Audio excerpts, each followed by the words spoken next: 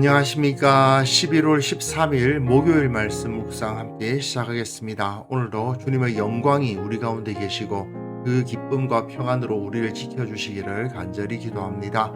오늘 본문은 요한계시록 5장 1절에서부터 14절까지입니다. 요한복음 5장 전체이고요. 통독하실 말씀은 사도행전 7장과 8장입니다. 오늘 본문은 요한계시록의 주인공이 등장하고 그 주인공에게 모든 만물이 찬송을 올리는 모습을 보여주는데요. 본문이 좀 기니까 바로 본문을 읽어보도록 하겠습니다. 내가 보매 보좌에 앉으신 이의 오른손에 두루마리가 있으니 안팎으로 썩고 7인으로 봉하였더라. 또 보매 힘있는 천사가 큰 음성으로 외치기를 누가 그 두루마리를 펴며 그 이늘대기에 합당하냐? 하늘 위에나 땅 위에나 땅 아래에 능히 그 두루마리를 펴거나 보거나 할 자가 없더라. 그 두루마리를 펴거나 보거나 하기에 합당한 자가 보이지 아니하기로 내가 크게 울었더니 장로 중에 한 사람이 내게 말하되 울지 말라. 유대 지파의 사자 다윗의 뿌리가 이겼으니 그 두루마리와 그 7인을 떼시리라.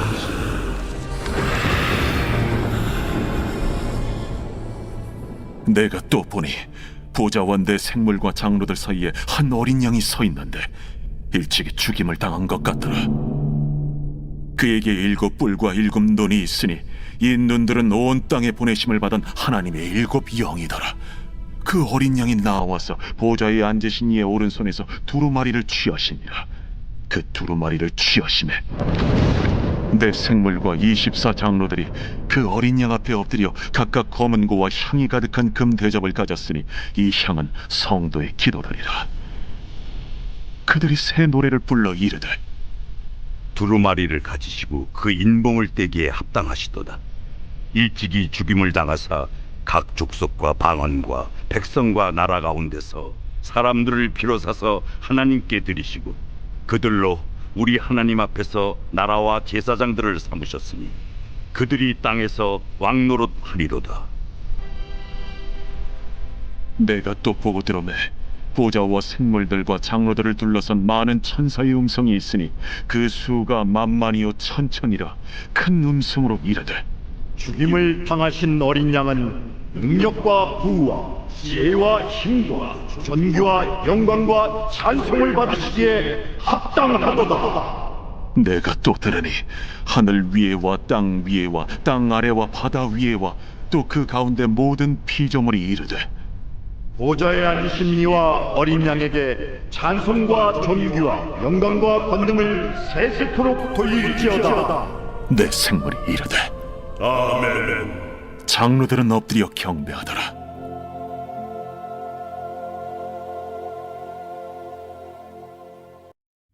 제가 어제 묵상에서 조금 부족한 면이 있다 싶어서 거기에 조금 추가적으로 설명을 드리고 오늘 본문을 읽어 나가도록 하겠습니다.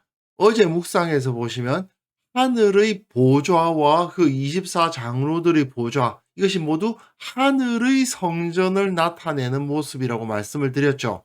유대인들은 이 땅의 성전은 그 원형의 모형이라고 봤어요. 그렇기 때문에 이 성전과도 같은 모습의 아름다운 성전이 저 하늘 하나님이 계신 곳에도 그대로 세워져 있을 것이다 라고 생각을 했던 겁니다. 그런데 문제는 요한은 그 하늘의 성전을 그릴 때 이런 식으로 그리지를 않았다는 게 중요한 겁니다. 땅의 성전, 땅의 성막은 이렇게 말씀드렸다시피 일직선상으로 계층화되어 있어서 성전에서는 이렇게 계단이 있어서 점점 올라가는 형태로 되어 있고 성막에서는 그런 건 없지만 여기는 그냥 뜰, 여기는 거룩한 곳, 여기는 아주 거룩한 곳 이렇게 구분되어 있고 그거는 성전도 마찬가지죠. 뜰, 거룩한 성소, 아주 거룩한 지성소 이렇게 구분되어 있단 말입니다. 하지만 하늘의 성전에는 그런 것이 없더라. 유대인들은 예루살렘에 세워졌던 그 성전이야말로 하늘의 성전을 그대로 모사하고 있는 것일 것이라고 생각을 했겠지만 요한은 그게 아니라고 말하고 있는 겁니다.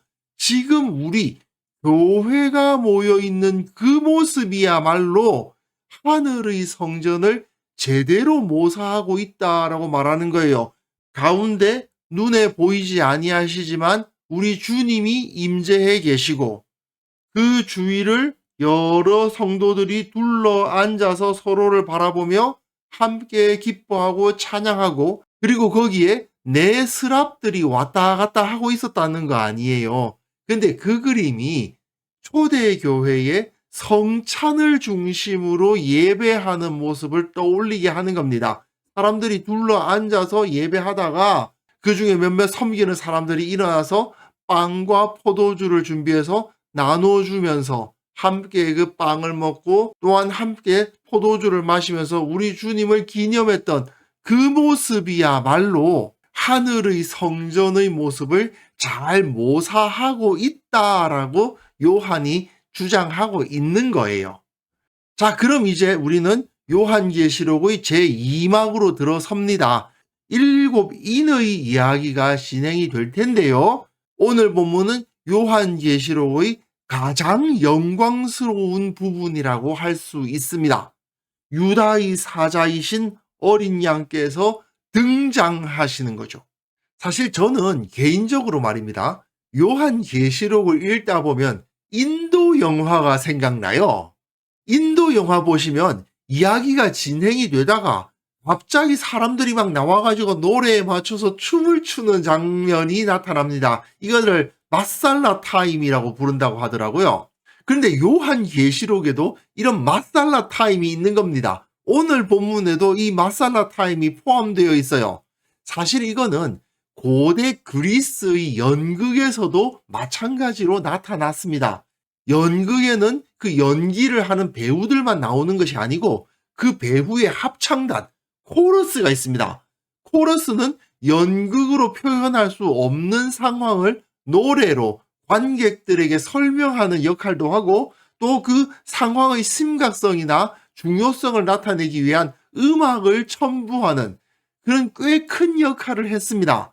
요한계시록에서도 그런 모습이 나오는 거예요. 인도 영화의 마살라 타임 또는 코러스에 해당되는 찬송이 나오는데 그 중에서도 가장 화려하고 가장 규모가 큰 것이 바로 오늘 본문 이 5장에서 나오는 어린 양 찬양입니다.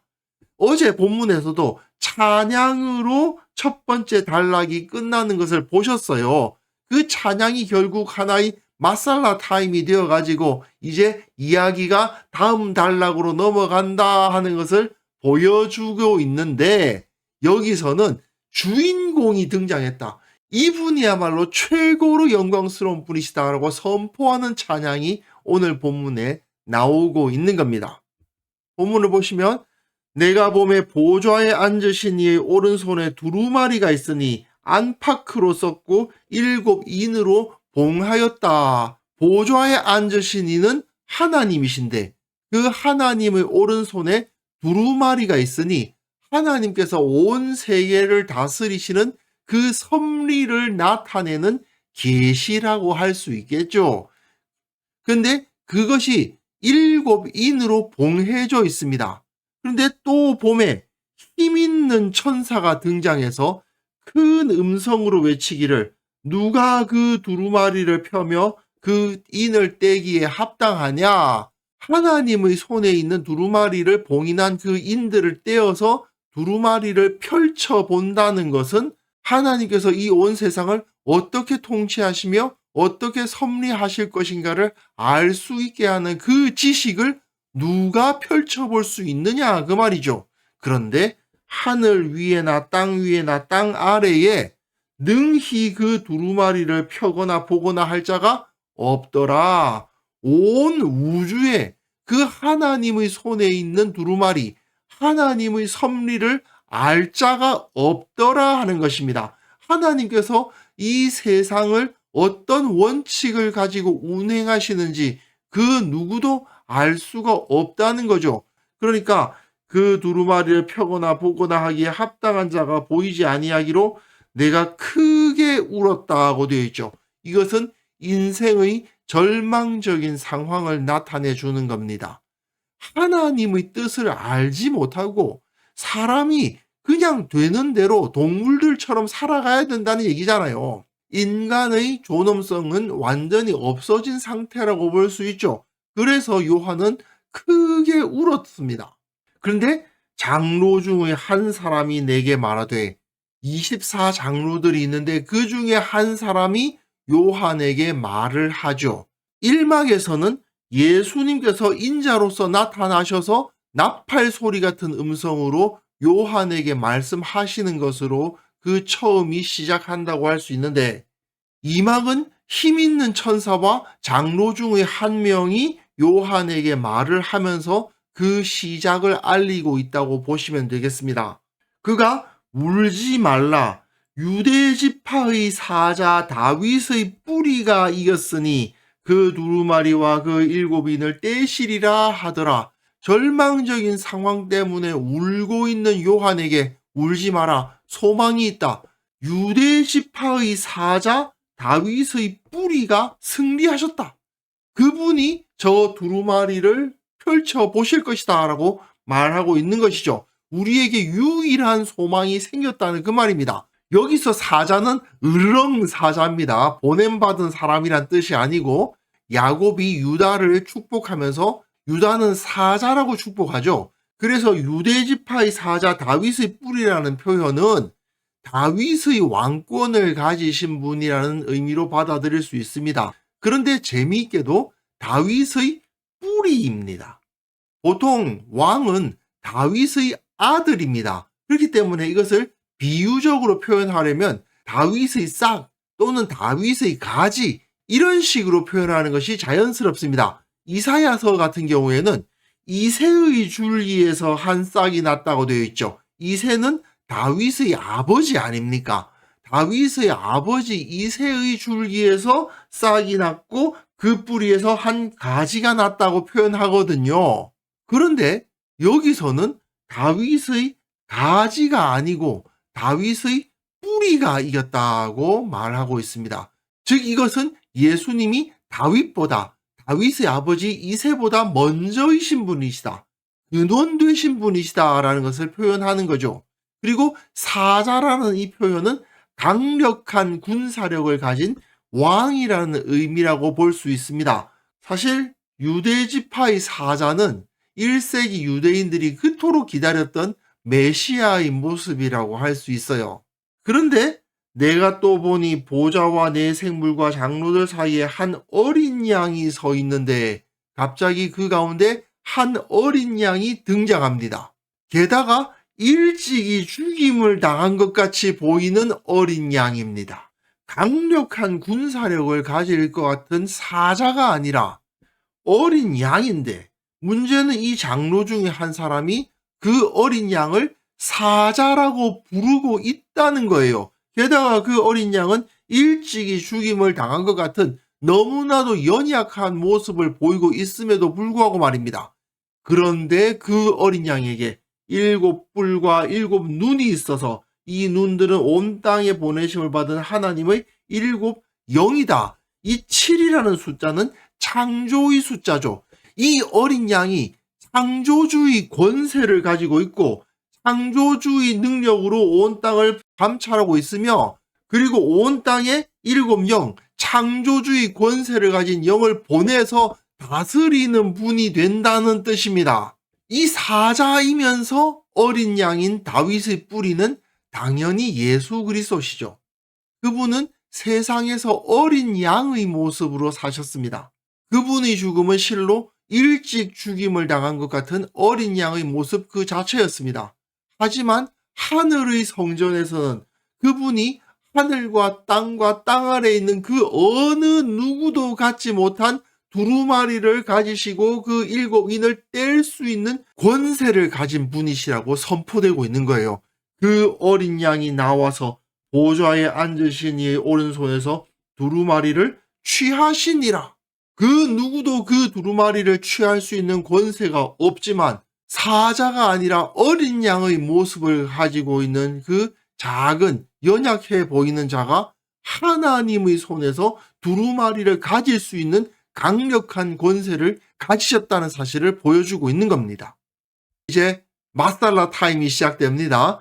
그 두루마리를 취하심에 네 생물과 24장로들이 그 어린 양 앞에 엎드려 각각 검은고와 향이 가득한 금 대접을 가졌으니 이 향은 성도의 기도들이라. 성전이나 성소에서도 금 향단이 있잖아요. 여기도 향단이 있는데 이것이 각각의 그 24장로들에게 다 주어져 있다는 거죠. 그곳이 바로 성소가 되니까요. 그들은 또 검은고, 아마 작은 하프라고 보는 것이 좋은데 하나님을 찬양하는 악기와 또한 그 향이 가득한 기도를 상징하죠. 기도를 상징하는 그 금 대접을 가지고 하나님 앞에 나아갈 수 있더라는 겁니다. 하늘의 성전에서는 금 향단이 하나만 있는 것이 아니라 24장로에게 다 하나씩 주어져 있더라는 거예요. 사실은 나중에 더 설명을 드릴 수 있겠습니다만 24는 12 더하기 12잖아요. 구약의 12지파 그리고 신약의 12사도를 상징하는 것으로 모든 교회에게 주어진 권세가 이러한 것이다 라는 것을 보여주기 위한 숫자입니다. 그러니까 교회는 이 땅에서 비록 부족하고 연약하지만 하늘의 성전에 가보면 모두 다 향이 가득한 금 대접들을 하나씩 가지고 하나님 앞에 나아갈 수 있는 기도의 권세를 가지고 있음을 보여주는 것이기도 해요. 그들이 새 노래를 불러 이르되 두루마리를 가지시고 그 인봉을 떼기에 합당하시도다 하고 노래를 하기 시작합니다. 일찍이 죽임을 당하사 각 족속과 방언과 백성과 나라 가운데에서 사람들을 피로 사서 하나님께 드리시고 십자가를 통해서 모든 족속과 백성과 나라 가운데에서 구원받을 자들을 부르셨다는 뜻이죠. 그들로 우리 하나님 앞에서 나라와 제사장들을 삼으셨으니 그들이 땅에서 왕노릇하리로다. 예수 그리스도의 십자가로 말미암아 구원받은 자들이 나라와 제사장이 되어서 땅에서 왕노릇, 통치할 자가 될 것이다 라고 선포하고 있는 것입니다. 그리고 그들의 찬송만으로 끝나지 않아요. 내가 또 보고 들음에 보좌와 생물들과 장로들을 둘러선 많은 천사의 음성이 있으니 그 수가 만만이요 천천이라. 이걸 연극에 비유하자면요. 24장로들과 네 생물이 어린 양에게 찬송을 하고 있는데 갑자기 뒤에서 휘장이 올라가더니 엄청나게 큰 코러스가 나타나서 큰 소리로 찬송을 하는 것과 같습니다. 그 수가 만만이요 천천이어서 큰 음성으로 이르되 죽임을 당하신 어린 양은 능력과 부와 지혜와 힘과 존귀와 영광과 찬송을 받으시기에 합당하도다 하고 찬송이 드려지는 거예요. 이거는 찬양에서 사용될 수 있는 모든 건 다 갖다 붙인 엄청난 찬송이죠. 그런데 찬송이 거기서 멈추지를 않아요. 내가 또 들으니 하늘 위에와 땅 위에와 땅 아래와 바다 위에와 또 그 가운데 모든 피조물들이 이르되 보좌에 앉으신 이와 어린 양에게 찬송과 존귀와 영광과 권능을 세세토록 돌릴지어다 하는 찬송이 또 주어집니다. 다시 한번 연극을 떠올려 보세요. 24장로들과 네 생물이 어린 양에게 찬송을 드리는데 갑자기 휘장이 확 올라가더니 뒤에 코러스가 가득 차 있어서 그 코러스가 큰 소리로 찬송을 드리는데 그런데 관객들이 다시 거기에 화답하면서 찬양을 드리는 모습을 떠올리시면 됩니다. 또는 관객 뒤에서 찬양단이 막 쏟아져 나오면서 찬송을 드리는 그런 모습을 떠올리면 돼요. 이게 바로 어린 양의 영광을 나타내 주고 있는 거죠. 이렇게 24장로들과 네 생물과 만만이요 천천의 천사들과 이 땅의 모든 피조물들이 한 분 어린 양에게 찬송을 드리고 있더라는 것입니다. 그 찬송을 들은 네 생물이 이르되 아멘 하고 소리를 지르고 장로들이 엎드려 경배하는 모습을 보여주고 있죠. 이게 바로 어린 양 되신 예수 그리스도의 영광이 얼마나 놀라운 것인가를 보여주는 찬송인 겁니다. 유대인들의 눈으로 보았을 때는 사실 이 어린 양 정말 너무 연약하고 비참한 모습이잖아요. 일찍 죽임을 당한 자기들이 기대했던 것과는 완전히 다른 모습으로 오신 메시아. 근데 그분이 이러한 영광을 가지고 계시다고 선언하고 있는 거죠. 결국 요한계시록은 이 어린 양이 세상 역사를 주관하시는 왕이시다. 세상의 용의 권세를 파괴하는 장군이시다. 권세자시다라고 선포하는 책입니다. 유다 지파의 사자 다윗의 뿌리는 곧 일찍 죽임을 당한 어린 양이라는 역설.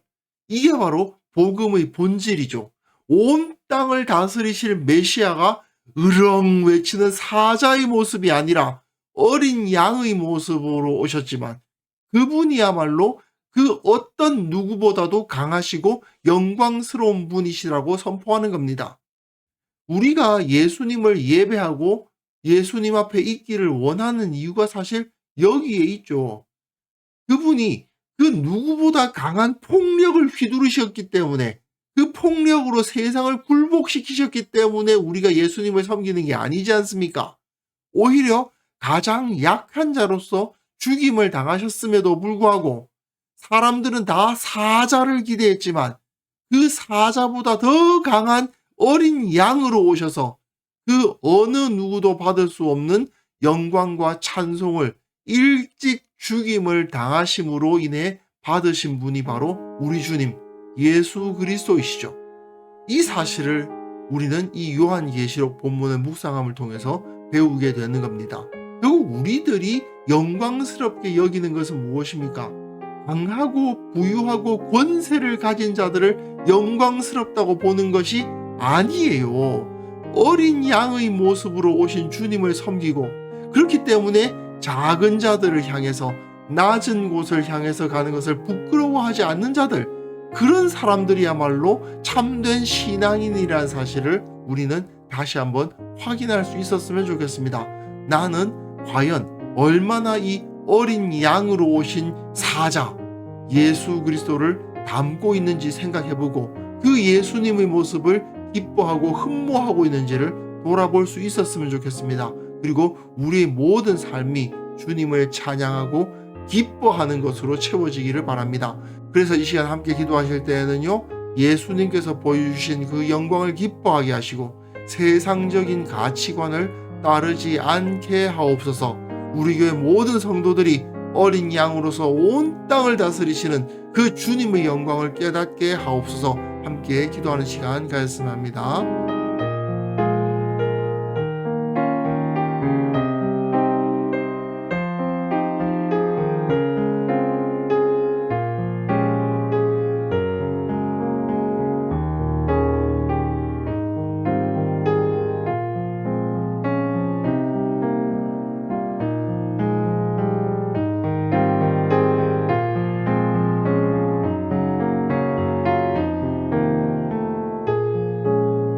하나님 아버지, 주님의 영광을 기뻐하는 자가 되게 하여 주옵소서.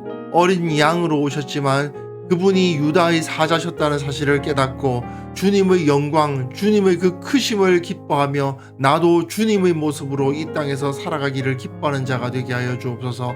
우리 교회 모든 성도들이 그 어린 양의 영광을 바라보게 하여 주시고 주님께서 낮은 자리에 오심으로써 약한 모습으로 오심으로써 온 땅을 다스리게 되셨다는 사실을 기억하며 그 주님을 흠모하고 따르는 자들이 되게 하여 주옵소서. 한국 교회의 모든 교회들이 다 그 어린 양 예수 그리스도의 모습으로 세상에 드러나게 하시고 그러므로 말미암아 온 땅의 칭송을 받는 살아있는 공동체가 되게 하여 주옵소서. 아버지 하나님, 나의 마음속에 세상에서 잘 되는 것, 세상적으로 강해지고 유명해지는 것을 추구하다가 결국 주님을 떠나게 하는 그런 어리석은 모습이 있지 않는지 돌아보게 하시고 오직 예수님을 흠모하고 기뻐하는 하루를 살아갈 수 있도록 도와주옵소서. 오늘은 온전히 주님 안에서 주님의 낮아지심과 주님의 약해지심을 찬송하며 감사하는 하루 보낼 수 있도록 주께서 우리와 함께하여 주옵소서. 예수님의 이름으로 기도합니다. 아멘.